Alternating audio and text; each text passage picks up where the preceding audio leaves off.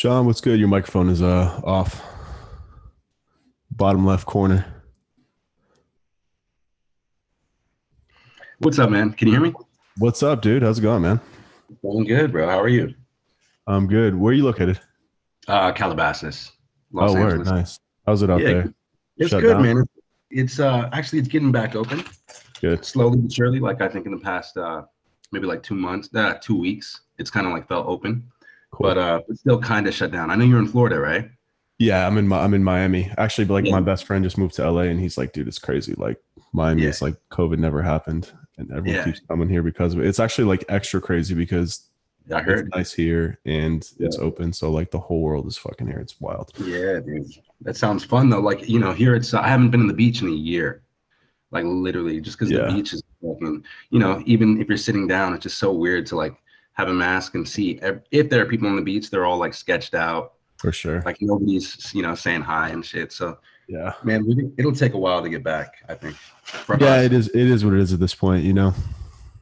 Yeah, it's almost over, hopefully. Yeah, exactly. But Yeah. anyways, man, I like to do these onboarding calls to just kind of review, I mean, get to know you a little bit, review some of the stuff that you submit, just give you some kind of initial guidance and feedback, and then also really help you understand how to get the most out of our time together and everything that's involved over the next 12 weeks and then beyond that as well. So sound good? Yeah, man, love it, love it. Down. So I'm just going to go through your questions and just kind of ask some follow up stuff for clarification and also to start kind of firing away advice. So looking at your revenue growth, it looks like you've been growing significantly, specifically from 2019 to 2020, pretty much more than doubled revenue. What would you say was the cause and the root of that?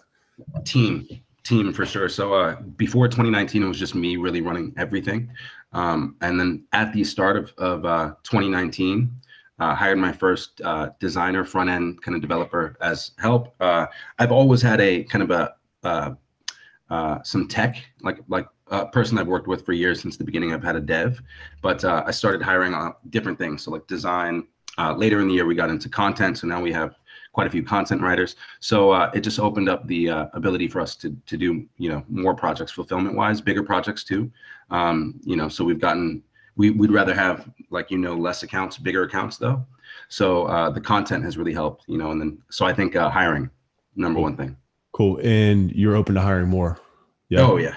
Oh Okay. yeah. Cool. Yeah. We just hired a bunch of people in December, a bunch of content writers, but I think there's an area for more designers, more front end. We are in a weird situation right now where we don't usually do web development. We usually are like 90% SEO, 5%, PPC and some other percent web development. And all of a sudden we took on 4 design projects in the past, in this year. So right now we have a little design bottleneck that I would want to. Where did those leads come from? So right now, everything we're doing is cold email for the most part. I have part of the team. I have a guy who, we have an IP and sends out cold emails. Probably get about 10 to 20 qualified leads a month, and then I'm the one basically closing them. Okay. And then so if we get the way I look at it, if we can get, and you can tell me if this is wrong, but if we get 2 new clients a month, with our retention rate is really really good. So yeah, 2 new clients a month. It's a low number, but I think that's all we really need to scale. What does the nature of those, like what's the offer in the email that's getting people interested? So right now we're really focusing on CBD. We've kind of carved a good niche in the CBD, and I talked to Alan about this. I think we would want to go heavy on CBD. We've already sort of branded ourselves as a CBD advertising agency. Back in 17, we worked with CBDMD and was pretty good. And then now we work with Endoka, who's a pretty big CBD, and then a bunch of like labs and stuff.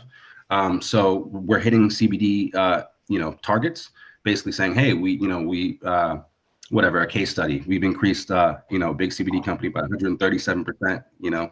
Ask us how, and that'll usually get into something. And once there's a response, I jump in. Okay. Sorry, I'm just grabbing a pen so I can, because I have some things I'm going to tell you. Just keep talking. Sorry. Yeah. So the majority of our list now is CBD. We're reaching out to CBD folks. I think there are some things we can do on LinkedIn. There's something I want to explore. I have a buddy who's killing it on LinkedIn in Toronto. He just started his consultancy, and he's like, dude, LinkedIn is the way to go. So could do that, but right now it's all cold email. And then we do have some organic traction where we do get maybe like 5 leads or less a month that just stroll into the website. Okay. Yeah. I mean, so the business name is Alchemy Leads, right? Yes. Yes. And then you do a whole shitload of services here. I'm seeing probably about 9 different things. Yeah, and I think that we could clarify it because really it's just SEO. So if you look at like 3 of those things are SEO, right? Link outreach, content. We have an SEO page, then we have a local SEO page, then we have an infographic page, which is really just an add-on to the SEO stuff. Okay. You know what I mean? So let's talk more about CBD a little bit too. So of your portfolio, how many clients do you have right now? So about 18. Okay. Yes. And how many of those are 20. how many of those are CBD clients? 5. Probably Okay, so 5. about 25%. And Yeah. the retainers that they're paying you, are they higher than average? It varies a little bit because we're with each CBD client right now, we're kind of solving a specific point. So which should make the cost more, but it's made it pretty much the same. I have some clients, my best clients are actually in the automotive space, Okay. like different dealer distributors. Okay. And so we have some good ones there. So we're about 50% CBD, 50% auto. I know it's weird, but so like that's what our No, I get it. Yeah, I mean, look, you're still figuring things out, Yeah. right? So I mean, CBD they're mostly e-com though, right? Yeah. Okay. But there is a whole niche ecosystem around like CBD software, CBD like booking, CBD lab testing, right? So like then off the CBD, there's THC. So like then there's some labs that are just towards hemp and THC, and then off the hemp, there are some things that are like farm stuff like that, industrial hemp. So there are some targets, but yeah, a big deal of them are e-com. A big deal of them are subscription based. I think that's the model for $50 for CBD gummies every month and get a bunch of those. And the big thing with CBD, they can't advertise on most of these platforms, right? So that's why it's almost like SEO is the main way to go. For sure. Yeah. Okay. So I mean, based on what I'm seeing, what you told me so far, look, I never tell people to I'm not in the business of telling people to turn down business, right? If you feel like you can handle it and manage it within your systems and processes, then, I tell people not to. However, like this Turning is down why business is good. Yeah. Like, look, you'll get to the point where if you position yourself properly, because like looking at the website now, like if you objectively come to the website now and you look at it from the point of view of who your avatar is, I don't think it's doing you justice, right? Yeah. So like the first thing that I want you to go through is just the positioning videos that we have up there. I think it'll help to give you some clarity in terms of selecting the right direction and really honing in. Because I mean, if you hear yourself talking too, you're like, well, we're having a lot of success with CBD, but my best clients are in the automotive industry. Yeah. So, like it's easy. Like there's a huge demand for CBD and there's definitely white space in the market. There's challenges that come with that, right? That's really more for you to decide if that's a route that you want to go down. And I'm not telling you necessarily to rebrand your entire agency because I don't think you have to. There's ways, especially if you're doing like targeted cold email, where you can create specific landing pages and offers that are for different industries. But what I would encourage you to do is understand the difference in the process and your offers when you work with different companies, right? The difference between working with CBD and automotive is pretty drastic because automotive is going to be a different type of SEO, right? You're going to have more traditional links available to you. CBD there's a lot of red tape you gotta go through with CBD. And there's a different persona, right? So for auto, it's you even if you're getting a C-level, you're getting a C-level who's typically an automotive guy, not necessarily a tech guy. CBD, what I'm finding out, whether it's the marketing director, whether it's the CEO, it's a younger kind of crop. So it is a more tech savvy, persona where, they're more tech involved. So a lot of the time the SEO, where in auto, you can be the all-in-one solution. With CBD, they think they know some things, they have a marketing department. So they're like, no, we just want to fix our site speed. We have a client right now that's like, no, we just want to do this. So, but I do think in terms of demand, I don't know, I would be happy to position more CBD because the growth level of the industry over the next 5 years versus auto is ridiculous. For sure. And the thing that I do like about CB2 is the opportunity to really come in and figure it out, right? Like that, and that's the key to all this, right? Is putting together an offer that's enticing, but then also having a service that's going to kick ass. You know what I'm saying? So if you can be that guy that figures out, I've done work in cannabis and CBD space before.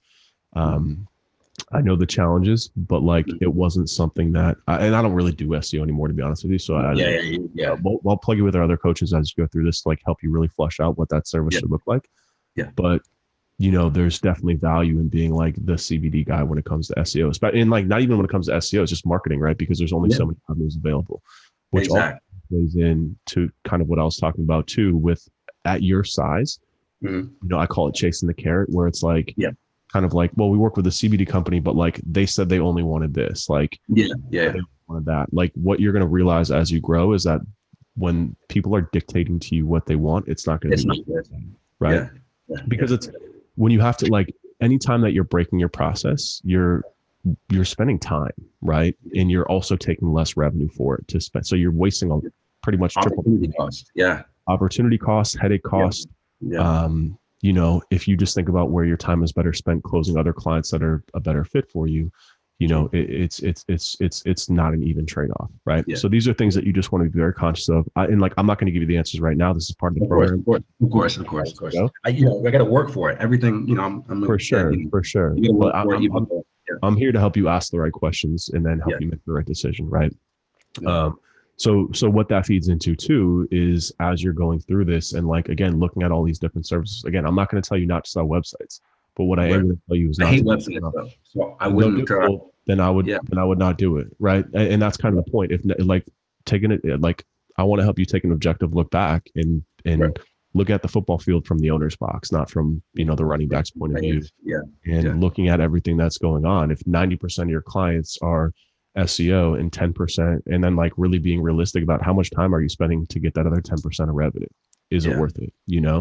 As opposed to working and spending that time positioning yourself as an authority in one single space, right? Because when that happens, like when people come to us, right? When people come to you, like what I want you to develop is a system and a framework, not like SEO and this and that, like whatever you need. Like, we're here to service you. It's like, no, you're here because I know how to solve your fucking problem. Like I know how to get you more traffic and sales, because I know you can't go on Facebook. I know you can't go on pay-per-click, and I've got a system to get you organic traffic. And you don't get to come to me and tell me what part you want. Like this is how much it costs, because this cost is anchored against the pain point that you're having, which is a lack of sales and traffic from the internet, right? You know how to figure that out, and they don't get to come and be like, no, we don't need this, or we need this, or we just need this. You're like, no, like we're going to do your website speed because it's part of the process. Like this is a piece of the process. And this comes when you're able to position yourself as an authority in the space. If you only work with CBD companies, you've got 10 case studies with CBD companies. I promise you, they're not going to be like, yeah, like, let's just do this. You're like, no, then you're not going to, then I'm going to go work with a competitor then. You know what I'm saying? That's what I want to try and get you in the mindset of working towards, is like really kind of like, instead of having all these services, which again, like we'll get into hiring later, but like you're probably hiring all these different contractors and people to do this too. And like really looking at your numbers and determining, like, is it worth an extra couple $100 a month for all the effort to go out and manage people that it's not within your skill set? Like you said, you hate design and development, then like, don't do it. You know? Dude, you're hitting a lot of things you're saying are resonating, because that's exactly where we're at, where you saw the growth from last year to this year, but in terms of profitability, I was telling Alan this, in terms of profitability, there is, it definitely could be more. Like we have 10 employees, everyone's getting paid pretty well. I had 2 guys that pretty much get paid almost as much as I do. I didn't pay myself very much last year. So I do think it's already, we do have to simplify things. However, we do have a content design, everything that we have is like, they already have work. Right. So like, we don't actually have to go hire. We have built out a team back in 2019 where, like, even if we have too many people, okay, they're just bored. You know what I mean? But we have work for them. But I do think, like, just in terms of processes, like web design, for instance, we only take those jobs as like referral, right? If we have a client and they're like, oh, and we're gonna redesign, it's like, okay, it's a no-brainer, right? But I just hate that it's me involved in the project management. So like, I just hate the nitty gritty back and forth of like, hey, change this header, change this, and kind of doing that. So let's talk about that then. So I see here you have 10 employees. They're all contractors. Yeah, which is good. I wouldn't actually suggest W2ing people. It's not. Oh, no way. And then I'm in California. Yeah. So, okay. So you have, okay. So look at this. So you, out of those 10 people, half of them are designers and devs, right? Yeah. And then the other half is content. Like, so there's Okay. probably three or four content writers in there. And you're right. And there's actually only one designer. So most of them are devs. So still, so you have half your people doing stuff that you hate doing, right? It's not fun Yeah. work for you. It's draining. You're Yeah. not overly profitable on it. It's Yeah. distracting you from your main mission and goal. Yeah. And it, like, I know what you're saying too. You're like, well, they're billing work. So like it's Yeah. not really loss, but again, like, It's probably not so efficient. Yeah. it's not in like, now you're stuck doing shit work. Like, as opposed to that, like what I would encourage you to do and what we'll work on is like really looking at what you should be hiring for. Like right off the bat, if like you're telling me you hate doing project management, Project like management. you Yeah. know, a project manager, you know, like Yeah. you can get somebody in the Philippines for $15 an hour Yeah. that can easily manage all your stuff, you know, and Yeah. we'll help you I love understand it. how to work with people, how to train people. Cause dude, I get it. Like it's a skill set that you're not born with, like working and training people. Yeah. I spend, you know, I still do probably 50% of the calls in platinum. And like I said, you'll connect with more coaches as you go through this, but like the other 50% of my time is for my team. Building like people up. Yeah. 100%, dude. Like SOPs and the whole thing. well, so like not even that, because now I've gotten to the point where, look, as you take steps up in revenue, you're able to hire more and more qualified folks, right? So we're at the point now where I'm hiring people that they're building the SOPs as they go, because I'm asking them to do something that we don't quite have, like sales, right? I would also encourage you to, like, if most of your time is 3 to 7 sales calls per day, like I would, and I mean, if you're not signing that many clients, I'm assuming most of them are just kind of like pre-qualifying calls, like, you know, just having conversations, seeing where they're at. Like, we got to get a salesperson for you. You know what I'm saying? Sure. So like Alan said that too. Yeah. These are like the 2 pain points. Sure. Yeah. I mean, Alan actually, like Alan's a perfect example, right? Alan contacted me. He's an independent contractor. I pay him just commission, but obviously we have an amazing program here. It's an easy sell for him. He's making a lot of money. But you know, there's people like him out there that even leveraging him to understand, you know, he's basically the plan with him too, with us, is to build a sales team underneath him over time. Yeah. So I definitely want to connect you with him to help you understand, like, where can I find people? How can I work with them? And then, like, even with Alan though, like me and Alan spend an hour together every single day. We review sales calls, we review scripts. We talk about pitches. We talk about what's worked, what's didn't. Like, that's another big thing with working and training people, is that if you're not giving them your time and training them, like a lot of people are like, I need an SOP. Like an SOP is great, but an SOP is a lot of fucking work to get it up and running. You know what I'm saying? If you give somebody, exactly.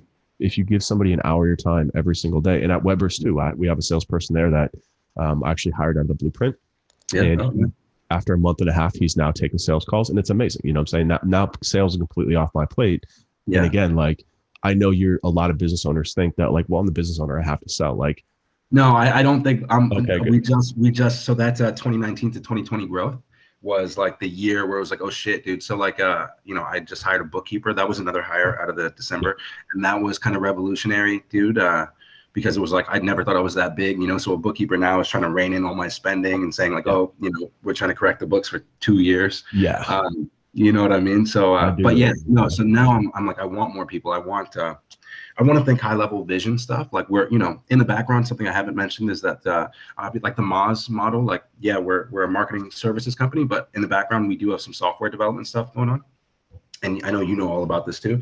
So that's the long-term focus, right? Is like, maybe we can build some cool tools, and then eventually, you know, we have a couple of affiliate sites, and then eventually maybe we can kind of like, the service consulting model, that's just a bonus, you know? So I would encourage you to flip that though. I would encourage you to, and this is a challenge that so many agency owners have. I mean, the agency that I sold to, you know, I'll tell you this because we're on a private call, but like, one of the reasons why I had to leave was because they were under the impression that like they could run other companies with our agency staff, right? You can't do it. It's impossible. It is literally impossible. I know you're thinking about it. I know you're thinking a lot of, and this is the mindset that I'll walk you through. You'll probably resonate with. You want to build a team of marketers that are smart, that are trained on the agency stuff, but then you're able to deploy them on your own personal side projects, affiliate websites, software dev. It doesn't work. It does not work. And I'll tell you why, because people, especially employees, they need to be focused on doing one job. And when they can do that, when they're able to do one job and go deep on that one job and take ownership of that one job, whether it's sales, PM, SEO, content, you're going to get so much more out of that person. So look at, I'm not telling you not to pursue those things. What I'm telling you to do is you've already got an agency doing $500,000 fucking dollars. Focus on that first. The other stuff is great. You know, work on that nights and weekends, but like your primary focus now, especially because you just paid us all this money, is going to be the agency to a point to $1 million. Right. Let's do that first. And then once you do that, then you can be like, okay, now that I've got this as a system and a machine, how can I then take my knowledge here and then go build another team to do this stuff? Because then you'll have slush funds to invest in that too.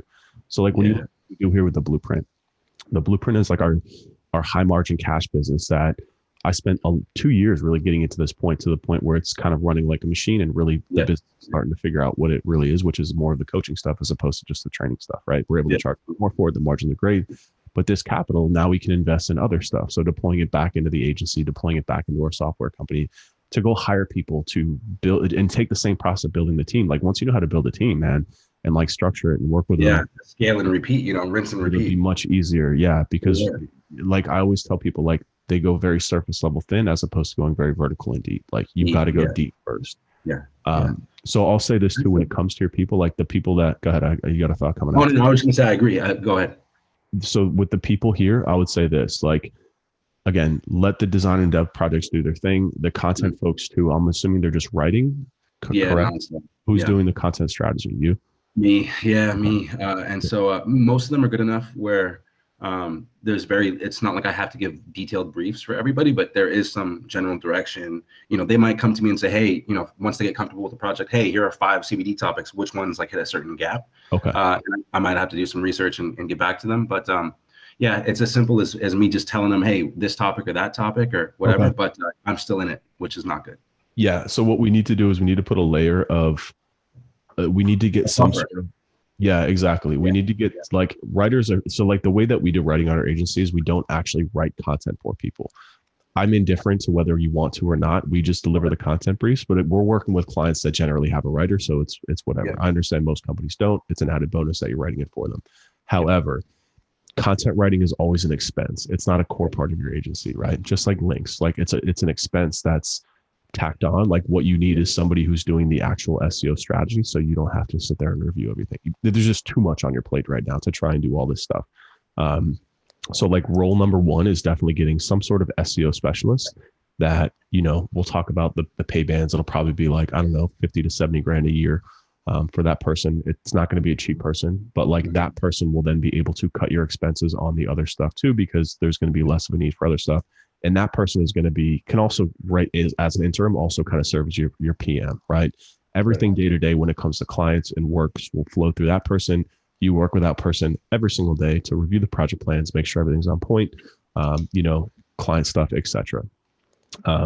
That would, I would say, be your first hire, and like focus on building through and underneath them, as opposed to like 10 contractors that are just kind of spinning plates doing random things. Yeah. And waiting on everything's waiting on me. So like, exactly.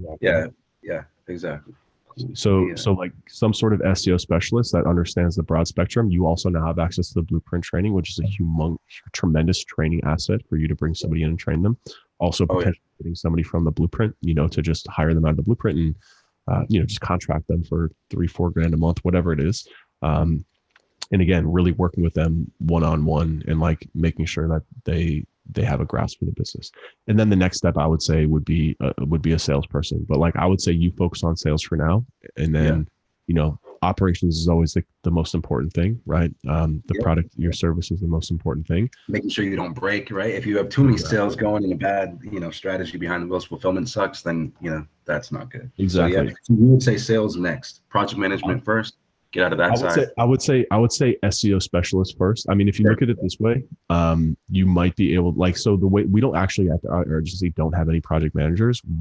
We've been able to cut, but we have a very short project plan, these SEO sprints. Yeah. So we don't really have a need to balance like a million different things going on, like custom work. It's like sign up, you're getting 3 lines on a project plan, no adjustments, that's it. So we haven't really had a need for a project or account manager.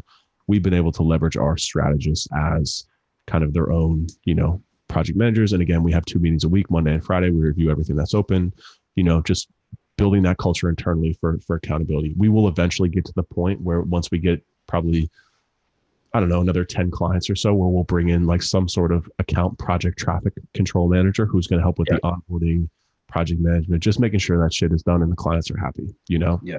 Yeah. That will be our next hire. But again, like we're able to leverage just our SEO team right now. We only have two roles. We have SEO specialist and content specialist. That's it. Those two roles, and the SEO specialist handles like everything from kind of like our website quality and technical stuff and like website architecture and feeding into keywords. And then our content specialist handles keyword research and content strategy and content briefs. Right. And are those things that you just like you said with content, you don't actually write the content, but you deliver the strategy or the spreadsheet on a platter? There's examples in the blueprint training. You haven't been through the actual blueprint training. Yeah, it's been 2 days. Yeah, so I'm gonna. No worries. This, no worries. Yeah, it's a lot of it's a lot of stuff. I want to Yeah. start with the platinum stuff because it's a lot more strategy and you can dive into that stuff. But within our content module, it's like module 3.3. We talk about page level SEO recommendations. That's what we deliver to clients. And if you DM me in Slack too, just drop it in platinum, I'll drop you kind of like our most updated version of what we're delivering to clients. That's all we do. And then it's up to them to write. So they're basically paying us for like 10 of those at a time. And that includes keyword research, like the strategy behind it, and then the content briefs. And then it's like, here, you have to go write this. It's a very easy step for you then to then write it too. You just need to make sure that you're charging accordingly. And that's the other thing, the other piece of advice that I would like want to leave you with after this. I don't want to overload much stuff, but like, I love it. Yeah. Is to really look at your numbers and like understand what you're try as best as you can to understand like what are your margins on your service offerings, right?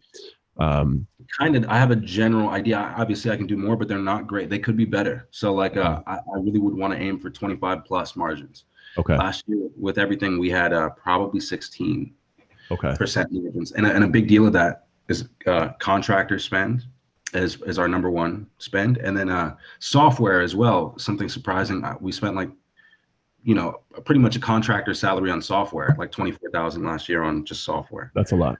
That's a lot. Yeah. Yeah. So, gonna cut those things out. But yeah, margin could be better. And also we do have, we get some people from some clients as references, right? And had this bad habit last year during COVID of kind of like not dropping the pants, but like, hey, this guy sent you here, so we'll give you a deal. So now we have some clients that maybe they love us, but maybe, it's a $2,000 deal where we want to be at 5,000. So we made some mistakes last year that we're still sort of dealing with in terms of profitability. Like going forward, every new client, it's 5K minimum going forward. Yeah.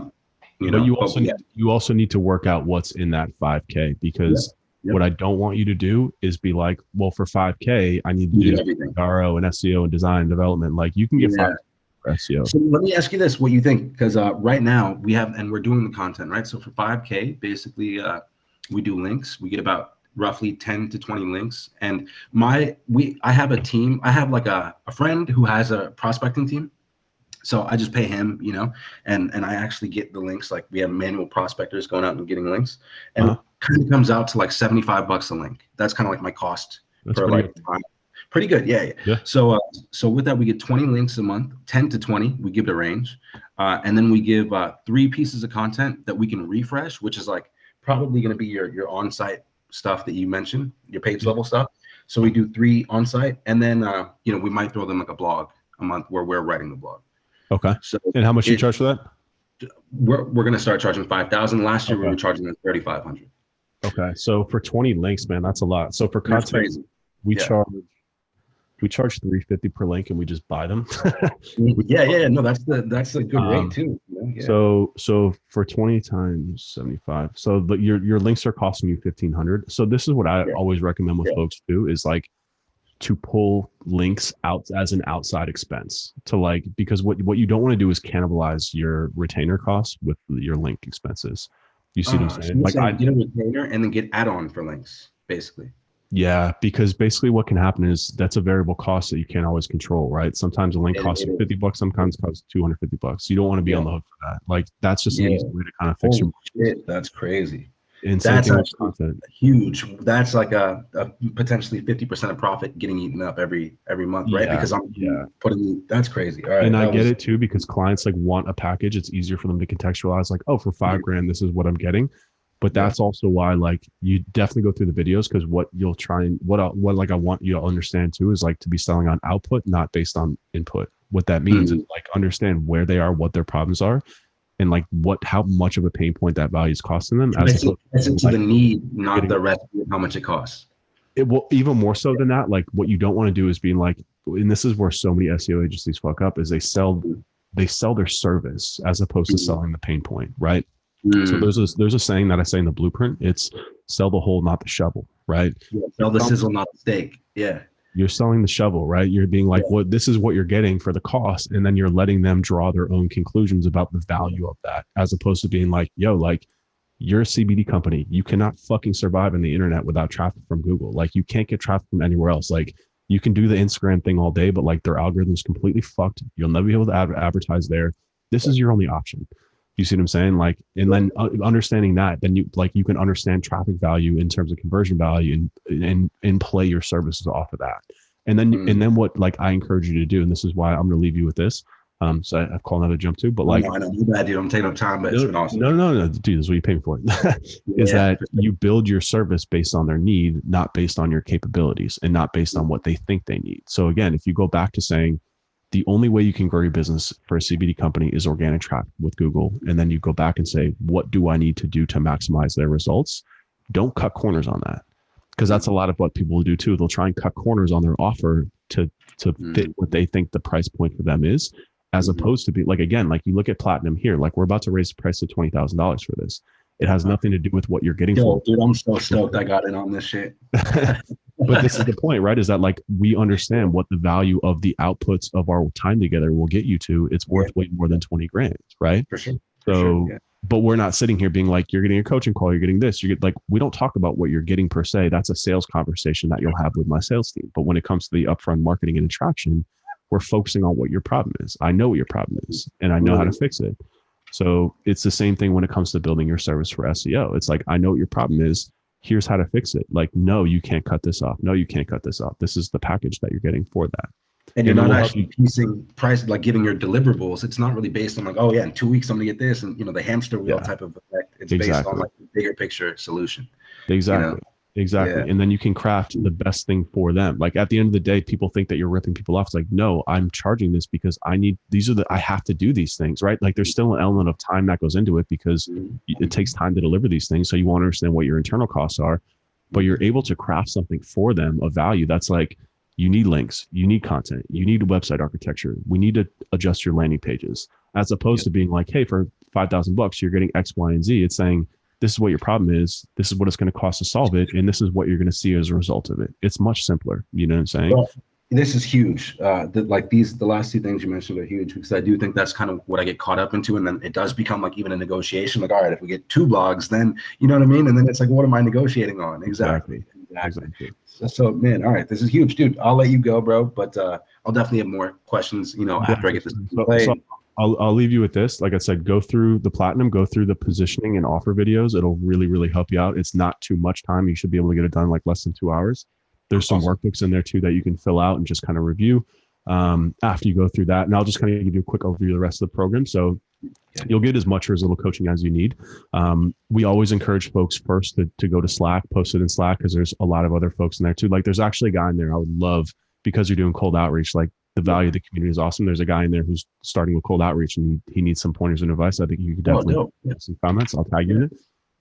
But definitely if you have any questions, post it in there first. All my coaches will get there. We then also offer one-on-one coaching. You can book that as well. So like after you fill out a workbook, you can sign up for a coaching call, review with either myself or one of the coaches, get feedback. This is kind of how the flow works.